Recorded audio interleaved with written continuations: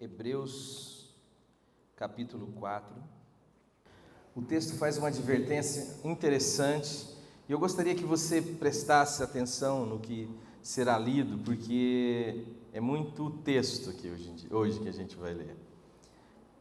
Temamos, portanto, que sendo-nos deixado a promessa de entrar no descanso de Deus, suceda parecer que algum de vós tenha falhado. Então ele pede para que haja essa atenção, este foco, este temor, não falhar em entrar no descanso de Deus. Porque também a nós foram anunciadas as boas novas, como se deu com eles, mas a palavra que ouviram não lhes aproveitou, visto não ter sido acompanhado pela fé naqueles que a ouviram. Então, nós lemos esse texto de forma mais plena, mais completa, e começamos um trabalho de pensar sobre esta realidade do descanso, né? Sobre esta advertência feita pelo escritor aos Hebreus, e que eu penso ser fundamental na nossa vida, né? Como é difícil para nós descansar. E a confusão que nós fazemos às vezes com crer e crédito, né? Crer é no sentido de apostar em algo, mas você não aposta em algo e fica descansado. Você fica em suspensão, você fica o tempo inteiro querendo saber se a sua aposta teve um fim adequado, segundo a sua vontade, ou se não. Mas a fé é, na verdade, este descanso, este abandono, alguém que já se esparramou em Deus e disse: Deus, ou o Senhor é tudo ou o Senhor não é nada. Mas ele também começa a alertar o fato de que alguns, e aí é uma referência que ele faz ao povo que saiu do Egito, ouviram a mesma promessa de descanso, mas aquilo não serviu para nada, porque não misturaram, não lhes aproveitaram aquela palavra com a fé. Tem muita gente que crê em Deus, tem muita gente que faz coisas por causa do que Deus diz, porque não é fácil você sair de um lugar onde você está estabelecido, vivendo, convivendo, e de repente se propor a uma jornada, a uma caminhada num deserto onde há poucos recursos, onde há uma dificuldade à espera, há o desconhecido à espera. Não é fácil você sair em direção a isto se você não ouviu uma palavra de Deus. É necessário que você ouça essa palavra. Mas tem muita gente que ouve a palavra, ouve a promessa, sai, mas quando começa a caminhada, e é isso que nós temos tratado aqui, porque estar fora do Egito não significa ter chegado em Canaã. Existe uma caminhada pelo caminho. O caminho é Jesus, eu sou o caminho. O fato de você ter saído do Egito, e aqui a gente usou uma figura, né? O Egito como uma figura do mundo, do sistema do mundo, da forma como o mundo governa e aprisiona as pessoas. Faraó como uma figura satânica, aquele que governa o mundo, e Moisés é uma figura do Cristo, do libertador, daquele que nos tira do império das trevas, do reino de Faraó, do reino do mundo, e nos traz para um outro reino. À medida que você saiu do Egito, significa que você não está mais sob o governo, a jurisprudência de Faraó. Mas isso não significa que você chegou à terra prometida, porque entre uma realidade e outra existe uma caminhada. Vocês estão conseguindo entender o raciocínio? Se você diz que creu no Senhor Jesus Cristo, se você diz que foi salvo, liberto, você começou uma caminhada. O que você aguarda é algo que está por vir. É uma dimensão que ainda não se instaurou de forma plena. É aquilo que na teologia a gente chama de já e ainda não. É chegado a vós o reino de Deus, mas ainda nós não vemos novos céus e nova terra onde habita a justiça. Existe um processo, existe uma caminhada. E nessa caminhada, que tem a ver com a sua história, com a sua vida, com os embates que você vai experimentar, viver, é neste processo que a fé se faz efetiva. E ela se evidencia pelo descanso. Ela não se evidencia pelo fato de você confessar um dogma, não evidencia pelo fato de você ter passado pelas águas, não se evidencia pelo fato de você pertencer a uma comunidade, ela não se evidencia por nada disso. A fé é necessariamente o descanso. Por quê? Porque existe um processo na caminhada, e se você não atentar para este processo da caminhada, você começa a avaliar as circunstâncias, você começa a ficar angustiado, temeroso, como se Deus não amasse, como se Deus não fosse bom, ou como se Deus não existisse de fato. Parece que Deus é uma sentença que nós não colocamos na equação. A gente fica desesperado com uma série de realidades, como se Deus não se importasse conosco. Mesmo Deus tendo feito e realizado toda a sua obra e deixado pronta, como o texto de Hebreus vai dizer, e acabado, descansado de toda a sua obra. E a gente ainda começa nesta jornada, nessa caminhada, no chão da história, a viver angustiado, temeroso, com medo, sobrecarregado. Tanta gente que de alguma forma começou bem na caminhada, saiu do Egito, mas quando teve que enfrentar a escassez, o sol escaldante, a dificuldade com a água, com o alimento, a pressão de Faraó, começa a pensar o quanto o Egito era bom.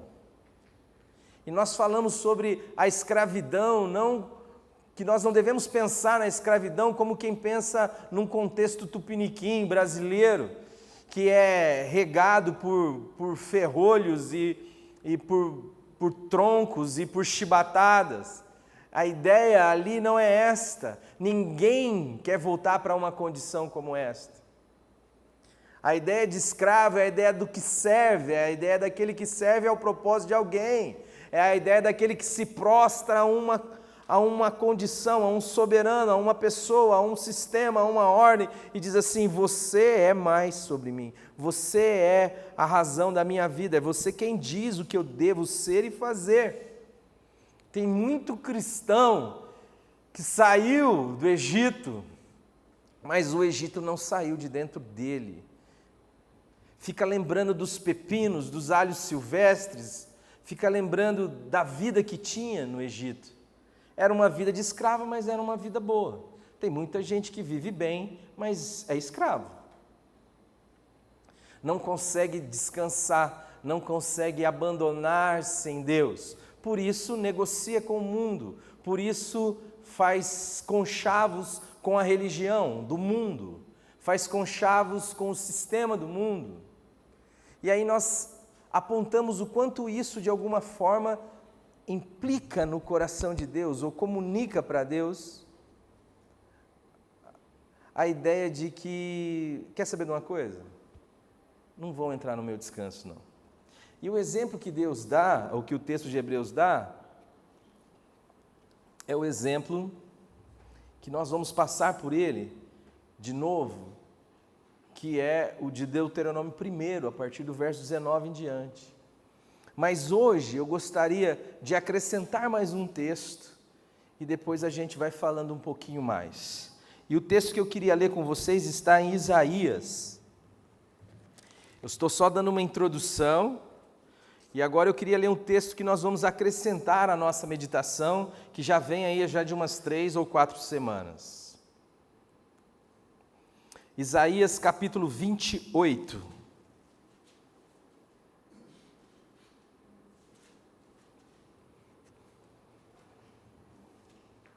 Posso ler? Mas também estes cambaleiam por causa do vinho, e não podem ter-se em pé por causa da bebida forte. O sacerdote e o profeta cambaleiam. De quem ele está falando? Ele está falando do pastor, do padre, ele está falando daquele que preside a reunião, ele está falando do sacerdote e do profeta.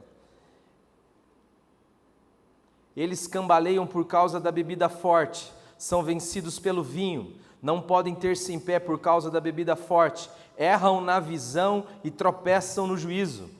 porque todas as mesas estão cheias de vômitos, e não há lugar sem imundícia. A quem, pois, se ensinaria o conhecimento? Ou a quem se daria a entender o que se ouviu? Acaso aos desmamados ou aos que foram afastados dos seios maternos? Porque é preceito, preste atenção, porque é preceito sobre preceito, preceito e mais preceito, regra sobre regra, regra e mais regra, um pouco aqui, um pouco ali, pelo que por lábios gaguejantes e por línguas estranhas falará o Senhor a este povo. Agora o Senhor se volta ao povo, ao qual ele disse, este é o descanso, dai descanso ao cansado. E não quiseram me ouvir. Este é o descanso, dai descanso ao cansado, e este é o refrigério, mas não quiseram me ouvir. Assim, pois, a palavra do Senhor lhes será preceito sobre preceito, preceitos e mais preceitos, regra sobre regra, regra e mais regra, um pouco aqui, um pouco ali, para que vão e caiam para trás, e se quebrantem, e se enlacem, e sejam presos. Ouvi, pois, a palavra do Senhor, homens escarnecedores, que dominais sobre este povo que está em Jerusalém, porquanto diz o Senhor, porquanto dizeis, fizemos aliança com a morte, e com o além fizemos um acordo, quando passar o dilúvio do açoite, não chegará a nós, porque por nosso refúgio temos a mentira, e debaixo da falsidade nos temos escondido. Porquanto assim diz o Senhor Deus, eis que eu assentei em Sião uma pedra já provada, pedra preciosa, angular, solidamente assentada. Aquele que crer não foge, não se espanta, não se desespera. E agora, amados, falei que vocês vão ler hoje, Deuteronômio, capítulo 4. Perdão, capítulo 1.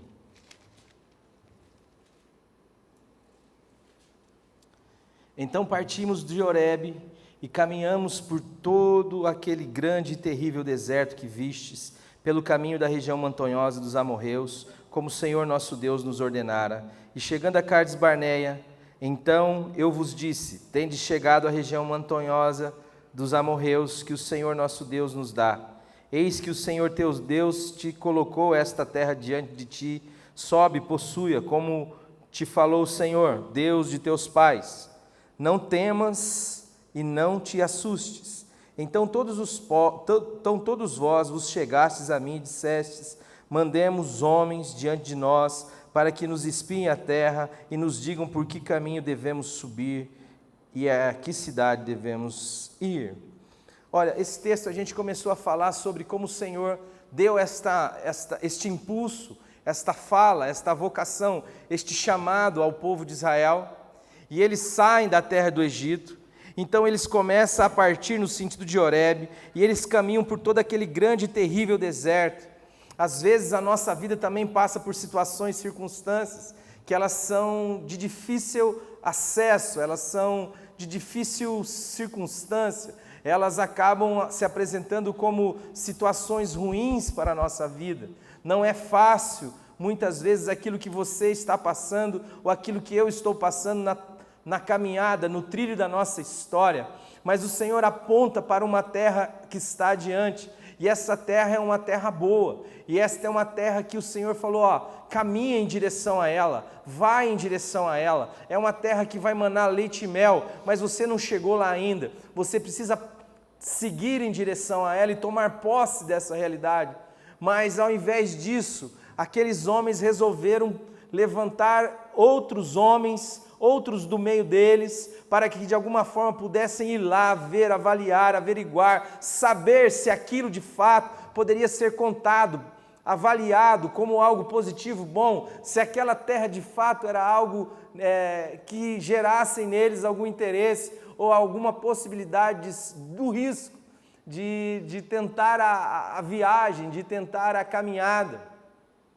E muitas vezes nós fazemos a mesma coisa com as nossas vidas. Às vezes Deus nos dá uma direção, um fluir, um caminhar, um caminho a seguir. E nós, ao invés de confiarmos na nossa comunhão e relacionamento com Deus, de um Deus que é amor e que já se expressou em Jesus, e que como se expressou em Jesus, se expressou como aquele que é por nós e não contra nós, como aquele que não poupou o seu próprio filho, então também não vai reter coisa alguma. É aquele que se expôs ao vitupério, ao vexame, ao escândalo, à vergonha da cruz, porque nos ama. Mas muitas vezes nós temos uma palavra de Deus, mas o que se apropria de nós é uma espécie de medo, que a gente chama de cautela, dá isto o nome de sabedoria. Mas no fundo é só desconfiança de Deus mesmo. Nós não temos coragem de dar um passo na direção de algo que é inusitado, de algo que é desconhecido, porque nós temos medo, porque nós estamos por nossa conta. E muitas vezes nós vamos perguntar a opinião dos homens, vamos pedir a avaliação dos especialistas, vamos levantar pessoas no nosso meio que de alguma forma consigam trazer a nós uma segunda opinião, que pode ser diferente ou não da de Deus, para que, pautado na observação de homens, a gente então tome as decisões das nossas próprias vidas, e passamos a caminhar sustentado não pela palavra de um Deus que se manifestou de forma graciosa, amorosa, verdadeira, em relação a mim e a você, mas passamos a confiar naquilo que a sabedoria humana nos instrui, naquilo que as pessoas têm a condição de nos dizer, e aquele grupo então envia 12 pessoas, e dessas 12 pessoas a avaliação é simples, a avaliação é: a terra é boa, mas tem problema. O que Deus tem para mim e para você é bom, mas tem dificuldades. Mas Deus nunca falou que seria diferente. O Senhor Jesus sempre falou que aqui nesse mundo era um mundo onde as angústias surgiriam, é um mundo onde a traça comeria, a ferrugem corroeria, o ladrão roubaria. Mas era para que dentro de nós o bom ânimo fosse alimentado com a palavra e a comunhão com Deus. Porque um fato inexorável é que Jesus Cristo venceu o mundo.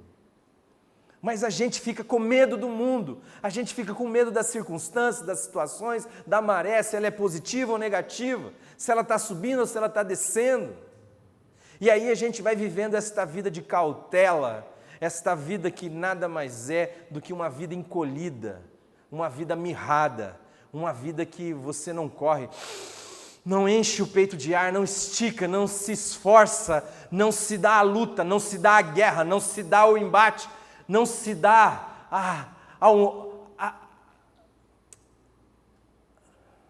ao confronto com as dificuldades da vida. Na primeira instância que se lhe apresenta como dificuldade, busca-se logo um outro caminho, ou busca-se logo o encolhimento, ou um lugar mais seguro. Ou às vezes pensa-se assim: puxa vida, eu poderia voltar para o Egito, eu poderia voltar para aquele lugar onde eu era escravo, mas pelo menos eu tinha uma vida boa. Uma vida boa de escravo não é vida, não é vida abundante. O que Jesus tem para mim e para você é vida, e vida com abundância. Não é uma vida de só menos, não é uma vida de cuidados. É uma vida de sabedoria, de coerência, mas de loucura também no Evangelho. Se Deus tem nos falado, tem nos direcionado em alguma direção, o Senhor nos chama a andar pelo descanso nele, não pela sua avaliação embotada e nem pela avaliação dos homens, como algo positivo para a sua vida. Ele nos chama à comunhão, ele nos chama ao descanso, ele nos chama a partilhar a nossa história com ele, ele nos chama a reconhecê-lo em todos os nossos caminhos, porque é ele quem pode ir à frente endireitando as nossas veredas.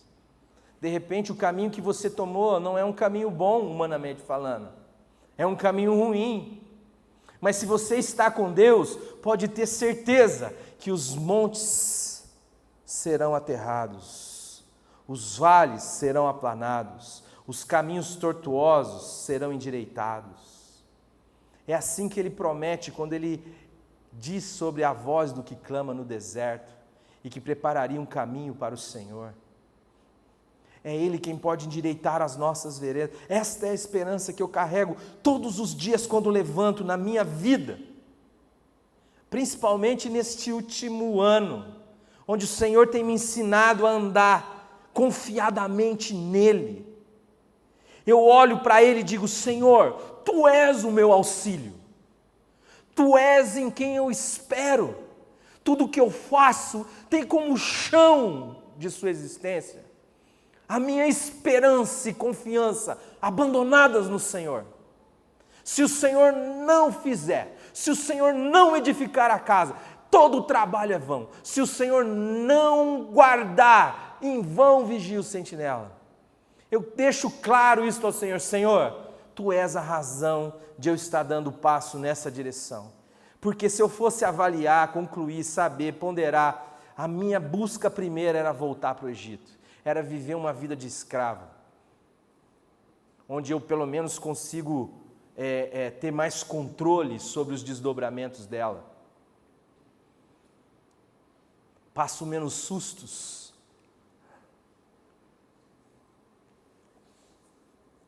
Não é esta montanha-russa de incertezas do ponto de vista dos acontecimentos históricos, porque a minha certeza está do ponto de vista de que Deus acabou toda a sua obra e descansou de toda a sua obra, e Ele diz que quem está em Jesus Cristo também descansou das suas obras. Isto é prático, meus irmãos, isso para ser vivido na minha e na sua vida, na sua história, no seu trabalho, nos seus relacionamentos, no seu ministério, nos seus estudos, no seu namoro. Eu vou andar aqui, Senhor, em direção daquilo que é reto, daquilo que é honesto, daquilo que é justo, daquilo que é de boa fama, daquilo que tem relação com a verdade, com a bondade. Até porque, Senhor, se tiver uma outra ideia, não serve mais para mim.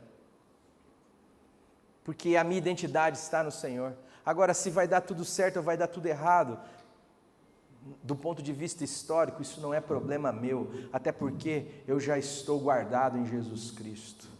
A minha vida não tem como dar errado mais. A minha vida já deu certo, porque Jesus Cristo é a minha vida, porque eu já sou filho de Deus, eu já sou herdeiro de Deus, eu já sou co-herdeiro com Jesus Cristo. Ainda que eu morra atropelado por uma jamanta nessa avenida aí na frente, eu vou ressuscitar no último dia. A minha vida está guardada nas mãos do Cordeiro. E se está no Cordeiro, está nas mãos do Pai.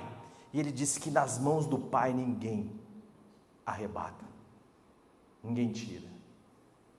É acordar cada dia com a esperança de um novo dia.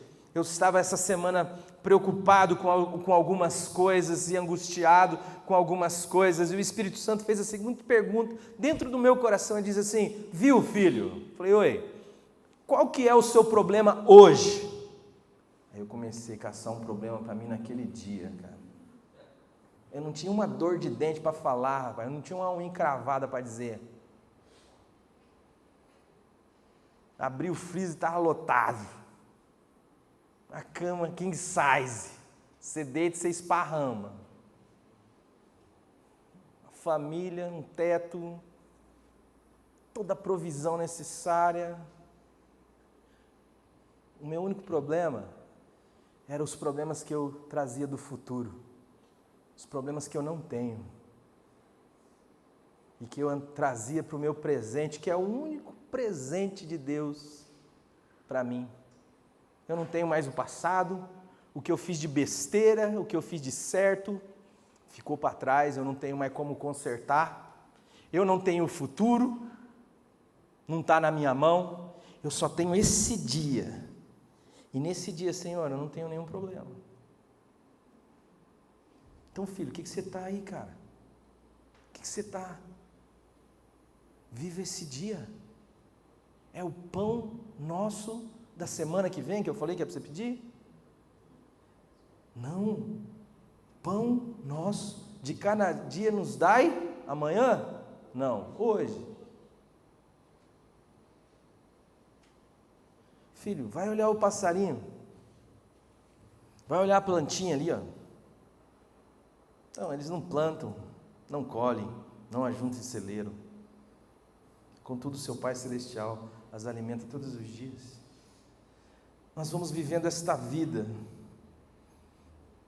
que achamos que fé, que expressão de fé é ir a um culto. O encontro dos irmãos, da família de Deus, ele é importante, ele é fundamental, do ponto de vista daquilo que eu posso me dar, me doar, aprender, me relacionar com Deus, uns com os outros, como servir uma comunidade, como servir pessoas. Mas a relação com Deus se dá no dia a dia, em qualquer lugar. A espiritualidade da vida se dá na vida, a fé se dá nas coisas mais objetivas e práticas da vida. É como eu vou viver no meu trabalho, é como eu vou viver nos meus estudos, é como eu vou viver na minha casa, é como eu vou viver diante das lutas, dos gigantes, das cidades fortificadas até o céu. É disso que se fala quando se fala de fé, porque a fé sem obras é morta. Mas que obras você quer fazer? Se todas as obras de Deus já foram concluídas, se Deus já descansou das suas obras, e se o próprio Cristo disse, está consumado, Deus está falando da caminhada, Deus está falando da sua história, do dia que compreende em que você nasceu, ao dia em que você morrerá ou será arrebatado. A fé, você não precisa para o além, a fé, você só precisa para o aqui e o agora, porque ela é a antecipação deste reino, desta realidade para a minha vida, e isso acontece do lado de dentro, porque a fé é a certeza de coisas que eu espero, é a convicção de fatos que eu ainda não vi. Um dia eu vou olhar aos olhos do Senhor, esse será um bendito dia. Mas até lá, eu vou caminhando pela fé. E cada passo que eu der, ele precisa ser sustentado por uma promessa, por uma palavra. E não pela minha capacidade de avaliar se ele é certo ou se ele é errado. Porque isso é comer da árvore do conhecimento do bem e do mal. Bom, é este relatório, e o povo vai dizendo assim, viu? Quando o povo olha e fala, pô, a terra é boa, a terra é bacana, para um cacho de uva é 2 caboclos para carregar, só que tem o seguinte, tem gigantes lá, cara. É o seguinte, lá as cidades são difíceis de você conquistá-las, lá existem os anaquins. O texto vai dizer que aquele povo disse, se derreteu o nosso coração. Daqueles 12 espias, só 2 disseram, viu, vamos lá, não dá nada, a terra é problemática mesmo, a terra é boa, tem os caboclos lá difícil, mas é o seguinte, Deus é por nós, Ele falou que a terra era nossa, a gente vai chegar lá, Ele vai dar um jeito, Ele falou que pelejaria por nós, então vamos caminhar na direção. Aí chega uma hora que o Senhor fala, quer saber de uma coisa? É o seguinte, brother, não vão entrar no descanso não vão entrar no meu descanso. Quem vai entrar no meu descanso vai ser Caleb e vai ser Josué. Porque foram os únicos que viram a terra a partir da palavra, não a partir daquilo que ele consegue enxergar como bom ou ruim. Porque viver pelo bom e pelo ruim é viver pela árvore do conhecimento do bem e do mal, é viver pela relação empírica com a vida, é a avaliação, é o 2 mais 2 igual a 4. Mas viver pela fé é viver o caminho. Lembre-se que esse caminho tem sempre relação com a verdade, com a bondade, com a liberdade, com o amor, com o serviço. Isso é importante você saber, senão você acha que tem que andar sem nenhum critério, né? Não, o critério é Jesus. O que você está fazendo, o caminho que você está trilhando, tem relação com a bondade? Tem relação com a verdade? Tem relação com o serviço, com o amor, Tem. Então caminha, irmão. Caminha. E esse povo então vai ficando com medo e diz assim: o Senhor nos odeia. Ele nos tirou lá do Egito para morrer aqui nesse deserto. Aí chega uma hora que o Senhor fala assim: quer saber de uma coisa, irmão? Sabe o que você faz com a sua vidinha medíocre? Pega o caminho do deserto de volta no sentido do Mar Vermelho. Ele vai dizer assim: sabe aquele marzão que eu fiz você atravessar lá? Volta para ele, brother. Vai lá volta para o Egito, bro. Vai viver aí, vai essa vidinha adequada, bem comportada, bem planejada, mas sem descanso, sem confiança, sem amor, sem relação, sem sentido de protagonismo, sem realização. A sua vida vai ficar... A ilusão que você tem é que vai estar tudo bom do lado de fora. Quando está. Quando está, o desespero de deixar de estar te invade. Quando não está, o desespero porque não está te invade. É assim que é. E aí isso tem uma relação com duas situações.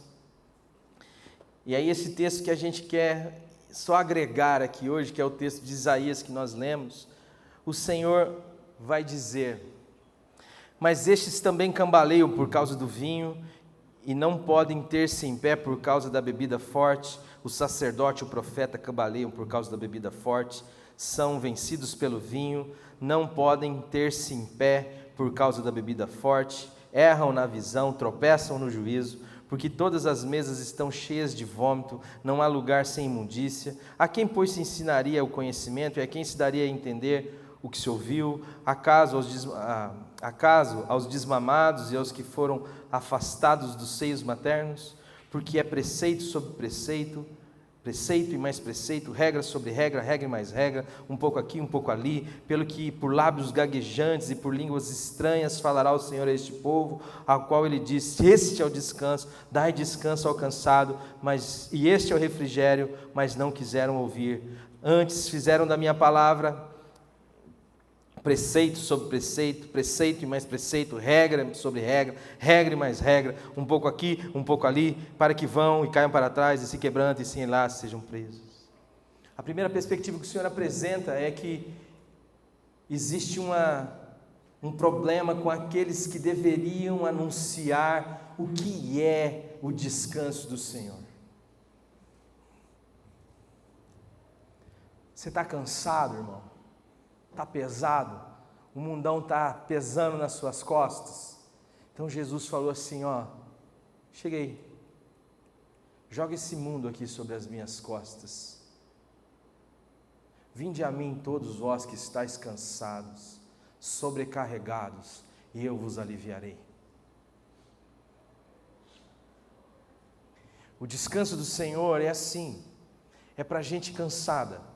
Para gente cansada de si, para gente cansada de cuidar da própria vida, de ser Deus da própria história, de ter que comandar todos os acontecimentos da sua vida, como se Deus fosse gente que está oprimida, e que quando se aproxima de Deus, aprende da parte daqueles que deveriam lhe ensinar o descanso, ou que Deus quer vir como um reino sobre a sua vida, como aquele que tem a capacidade de administrar situações boas e situações ruins, de tal forma que ele coopere em todas as coisas para o seu bem, como a palavra dele garante.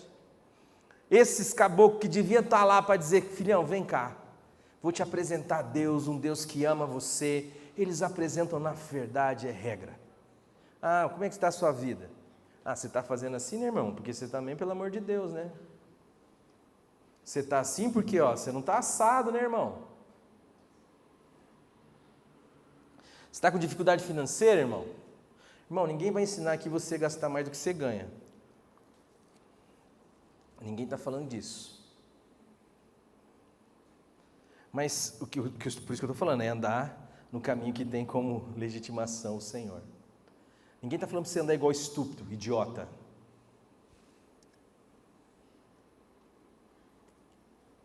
Mas nessas circunstâncias, normalmente o cara vai olhar para você e vai dizer: como é que está a sua vida financeira, irmão? Está ruim? Como é que está o seu dízimo? Né, meu irmão?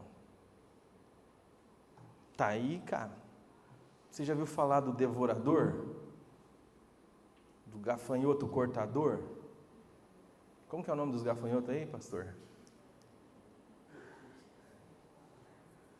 Não vai, né? Você tem como o Roberto falou, você tem que fazer prova, cara. Você tem que apostar em Deus. Você vai lá, traz o dinheiro, aí você faz um teste. Senhor, eu quero que a minha empresa venda tanto. E aí você vai ver. Isso nada mais é do que fazer de você um idiota e um desesperado. O que você está fazendo? Tá, mas ô louco, né, irmão? Você também... O que você precisa confiar é na regra. Eu vou dar a receita para você aqui, ó. Você pega o bolo, ó, você farinha, água, leite, ovo, tal, junto, bate, põe, descansa, tal, não sei o que, bate de novo, tal, você tal, forno, tal, depois você abre, aí você sai lá confiado naquela regra, naquele esqueminha que foi lhe dado, e você tenta viver a vida. Aí o bolo ficou bonito, tal, você olhou, de repente você tirou do forno, ele deu uma murchada, um bagulho no meio assim. Aí você foi ver, ao invés de colocar açúcar, você colocou sal. Mas irmão, você também colocou sal, né, cara? É regra, regrinha, é regrinha, é regrinha. Regrinha, sabe para quem serve regrinha? Regrinha serve para criancinha. A palavra de Deus diz assim, ensina a criança o caminho que ela deve andar. A palavra de Deus vai nos dizer que a lei serviu de aio. Sabe o que é um aio? Um aio era um cara que catava a criancinha e levava para a escola. Lá, trazia. Ou era o cara que era colocado como uma criança, de repente ficava como herdeira o pai morria, a mãe morria, ele era herdeiro de tudo, mas não tinha idade para assumir, era o cara que ia cuidar disso. Até ele ficar, quando ele ficar adulto, aí é outra realidade. O Senhor lhe chama para a comunhão, para a relação. O Senhor lhe chama para o descanso, para ter a sua mente aberta, invadida, repleta do seu reino, entender que a sua vida é para andar em relação àquilo que é santo, porque ser santo é andar de forma coerente com o que você é em Deus. Não para você ir para o céu, ou para você não ir para o inferno, ou para as coisas dar certo para você, ou para a sua empresa vender bastante, ou para as coisas... Não tem nada a ver. É simplesmente viver a sua nova identidade.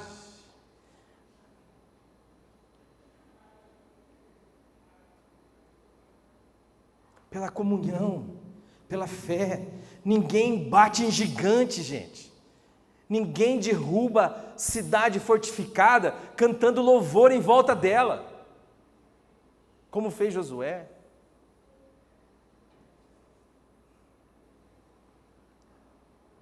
A vida cristã é a vida dos filhos que sabem que não dependem das suas forças, mas dependem daquele que tem todo o poder. É daquele que vem libertar a nossa vida. Esses caboclos estão aqui numa mesa cheia de vômito, está tudo contaminado, aquilo enjoa, gente, aquilo enjoou o Senhor. É quando ele chega lá em Laodiceia e vê que o culto está rolando, a festa está acontecendo, os ministérios estão funcionando, os departamentos estão bacana, e Jesus está assim. Viu, gente? Está tudo certo aí? Não, aqui está tudo legal. Não, mas como é que está? Não, está legal, o ar-condicionado está bacana, o louvor está legal, as crianças estão sendo bem cuidadas, o ministério introdutor está funcionando, aqui a arrecadação está boa. É isso que as pessoas avaliam. E Jesus está falando, não, brother, é que eu não estou aí dentro. Não sei se você está vendo. Eu estou do lado de fora batendo.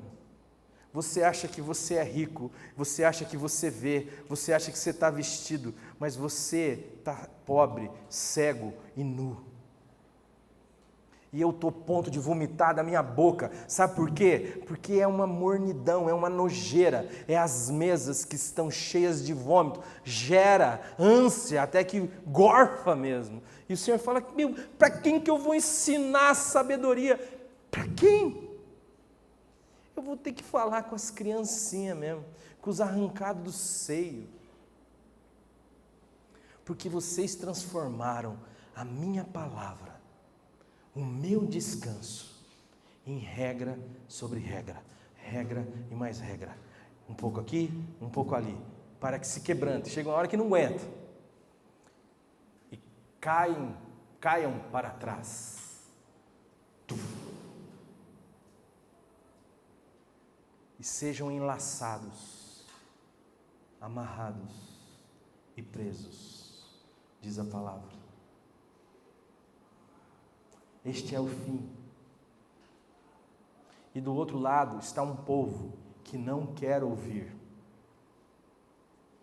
sobre uma vida que é uma aventura com o Senhor, onde você não terá nenhuma outra garantia a não ser a palavra de Deus, onde você não terá como avaliar do lado de fora. A única avaliação que você vai poder buscar é do lado de dentro. É se há descanso. Descanso. Pai, a única certeza que o alimento da minha alma é que o Senhor é por mim e não contra mim. É que a minha vida está nas tuas mãos. É que o Senhor peleja por mim. Eu não sei, Pai, se eu tenho que virar para a direita ou para a esquerda, mas eu sei que eu posso reconhecer diante do Senhor o meu caminho, porque eu sei que o Senhor é aquele que cria estradas no ermo, o Senhor é aquele que endireita as nossas veredas. O Senhor é aquele que sabe enquanto eu não sei. O Senhor é aquele que pode enquanto eu não posso. O Senhor é aquele que vê enquanto eu não vê. E por isso a minha vida aqui é vivida na intimidade, na comunhão, é andando com o Senhor. Se eu tenho o Senhor, eu tenho tudo. Se eu tenho o Senhor, eu estou seguro. Se eu tenho o Senhor, então está tudo certo. Porque eu olho, o vento bate, eu olho, a chuva bate, eu olho, o terremoto acontece, eu olho, o dólar cai, eu olho, o carro bate, eu vou ficando olhando para essas coisas, eu vou ficando sem descanso, e a palavra de Deus fala, tome cuidado, que uma vez tendo sido deixado a palavra de descanso, não pareça que alguns de vós já falhado. O Evangelho é simples. Todos os seus pecados foram perdoados em Jesus Cristo. Diga isso comigo. Todos os meus pecados foram perdoados em Jesus o Cristo. Não há mais nenhuma condenação para os que estão em Cristo Jesus. Vamos junto? Não há mais condenação para os que estão em Cristo Jesus. E você só não foi perdoado apenas. Existe uma vida nova dentro de você, se você é um com Jesus. E aí é a fonte do poder da sua caminhada, do sustento da sua caminhada. Você vai olhar para o gigante e você vai falar, eu não tenho como vencer esse gigante. Não tenho e nunca tive. Você já reparou como Davi faz com Golias? Ele olha para Davi, o cara olha para ele assim, e fala, mas que negócio é esse, rapaz? Você está vindo com... Eu sou cachorro por acaso? Você vem com pedra, pauzinho aqui para cima de mim? Aí ele olha e fala assim, caboclo, você está vindo contra mim grandão, você está vindo cheio de espada e os cambal, mas tem uma diferença entre nós. Eu vou contra você em nome do Senhor dos Exércitos. E ainda hoje, Ele vai me dar a sua cabeça na minha mão. Eu não vou confiado na minha força, na minha estratégia. Eu vou pegar as pedrinhas, é o que eu tenho para fazer. O que eu sou bom? Eu sou bom de tacar pedrada. Então beleza, vou achar umas pedras no rio aqui, ó.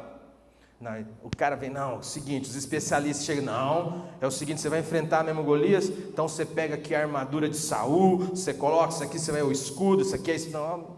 Ele colocou, falou, rapaz, na boa, eu aceito aqui é que eu não tenho muita manha não, se eu for pegar isso aqui eu vou ficar meio, vamos fazer o seguinte, eu estava no campo lá, a ursa apareceu, meti um soco no zóio dela lá, o leão apareceu, eu corri atrás, matei, o Senhor já me ajudou nesses negócios, eu estou experiente nesse troço, eu vou lá, não é eu, é o Senhor, eu vou contra você em nome do Senhor dos Exércitos. Às vezes a pessoa me procura e fala, Alexandre, eu tenho um pecado e eu não consigo vencer esse pecado. Eu falei, você nunca vai vencer e nunca vencerá, meu irmão. Porque se você vencer esse pecado, Jesus Cristo não precisava vir aqui para vencer, né, filho? Você acha que Deus ia se dar esse trabalho? Mas eu quero dizer para você, você foi criado para a liberdade, você foi criado para a vida, você foi criado para a bondade. Evoca o poder da vida de Jesus. É esta vida que está aí dentro de você. É a partir dela que você luta todas as suas lutas contra os gigantes das tentações que lhe cercam todos os dias, contra as fortalezas que se colocam entre você e a vida que Deus tem para você. É no poder da ressurreição de Jesus, é no poder de Deus. No seu poder, irmão, você vai cansar. Se você tiver êxito, 10%, você vai se tornar uma pessoa 100% pior. Porque você vai começar a olhar para o outro e dizer assim, eu não sou igual a esses pecadores. É andar na dependência. É por isso que o Senhor vai dizer assim, sabe quem que vai entrar na terra? Quem vai entrar na terra é aquela criançada que ficava brincando lá, que vocês falavam assim, meu Deus, isso aqui vai virar presa de bicho. Os bichos vão comer. Então, esses carinhas que vão entrar na terra. Sabe aquela criançada que não sabia discernir o bem do mal? É eles que vão entrar. Evangelho, gente. Evangelho é liberdade. Evangelho é descanso. Evangelho é boa notícia. Evangelho é espaço. Evangelho é vida. Evangelho é poder. Paulo vai dizer, eu não me envergonho do Evangelho, porque é o poder de Deus. Tem um povo que não quer ouvir.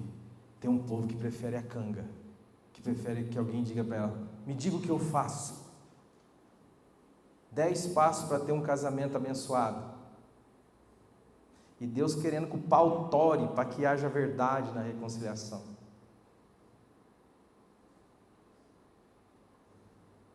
Aí fica aqueles bonequinhos de gesso. Lá sem verdade. 10 passos para ter filhos obedientes.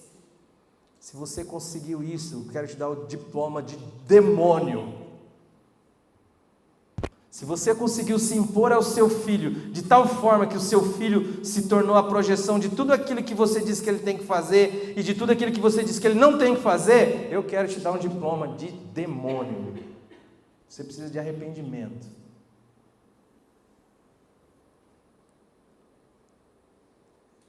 Porque você se impôs, você se formatou em alguém. Não que o seu filho não vai aparecer com você, não vai aprender com você, nada disso, filho. Mas se você for pai, igual o pai de Jesus, é para a liberdade.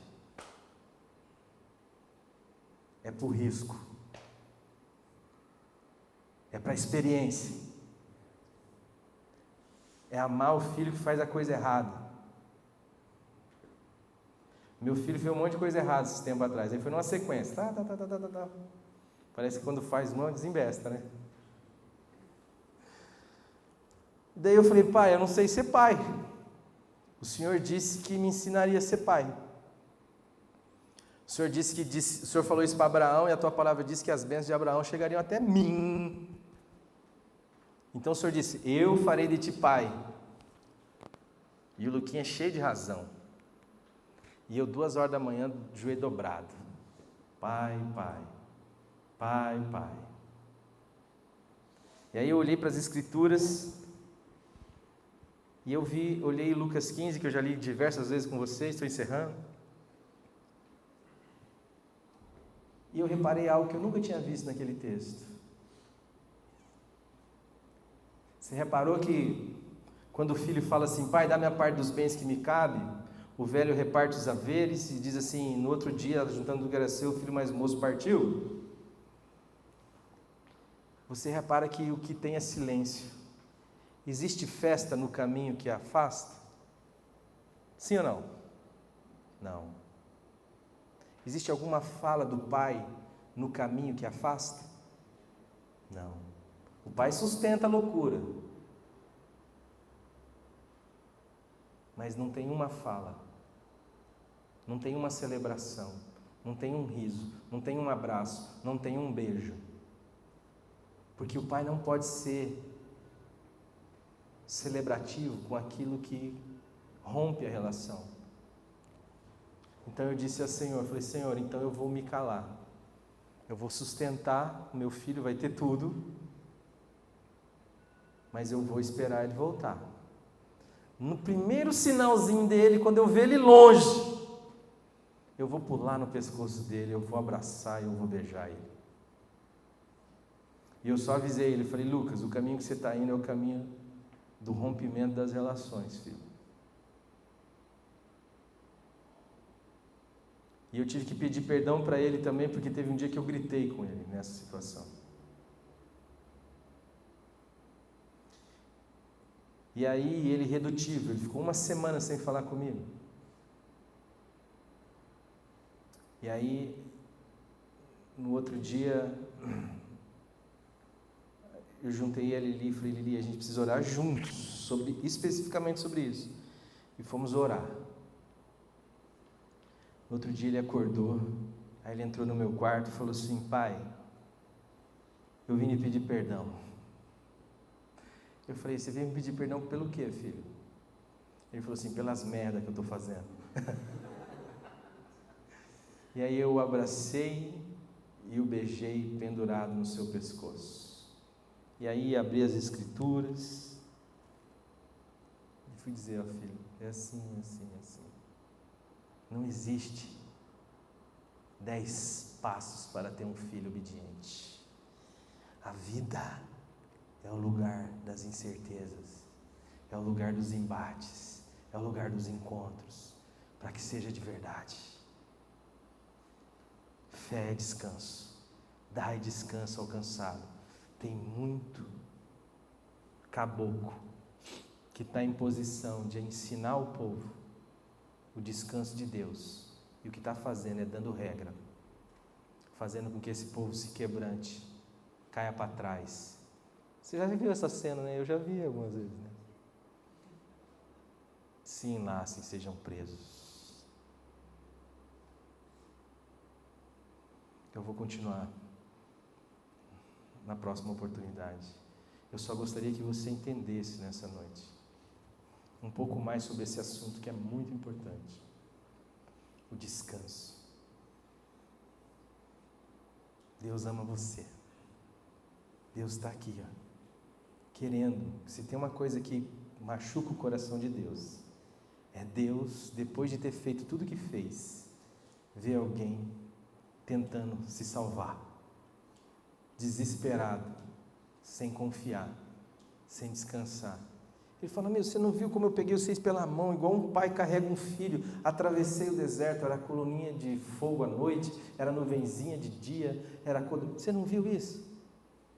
E aí agora vocês vão falar que eu te odeio? Vamos fazer o seguinte, irmão, você não vai entrar no descanso mesmo, não. Vai, pega um caminho de volta aí, volta lá para o... Então, temamos, para que, tendo sido nos deixado uma palavra de descanso, não suceda parecer que algum de nós tenha falhado. Se você quer entrar nesse descanso, meu irmão, eu quero te convidar a ficar em pé. E eu quero orar por você agora.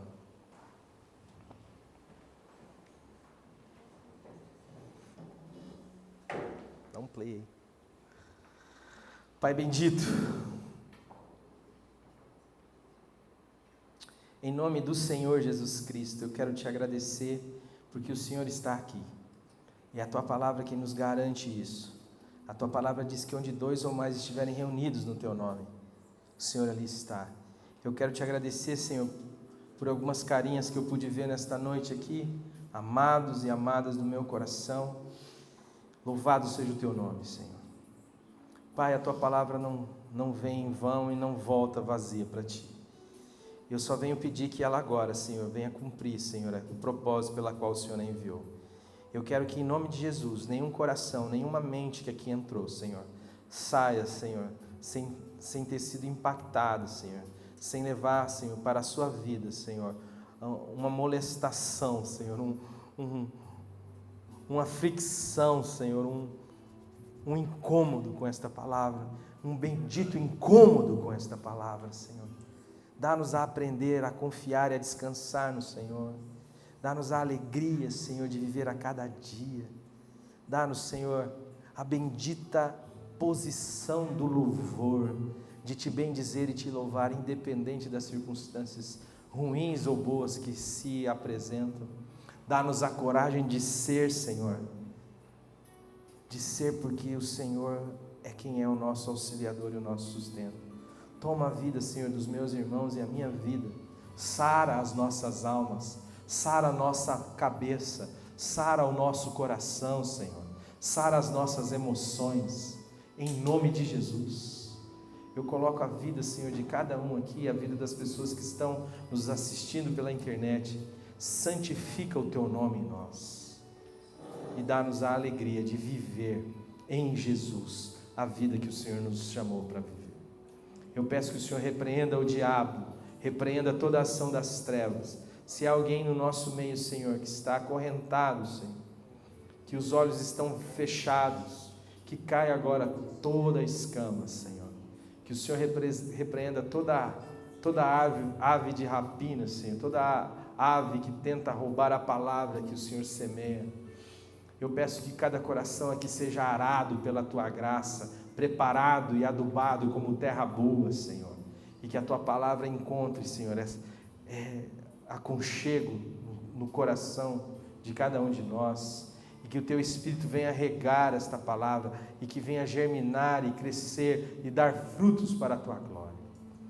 Eu peço isso em nome de Jesus. Que o Senhor abençoe cada família aqui representada, Senhor. Em nome de Jesus. Que o Senhor esteja sempre, Senhor, presente, porque o Senhor é a razão e o sentido dos nossos encontros. É em nome do Teu Filho que nós oramos. Amém.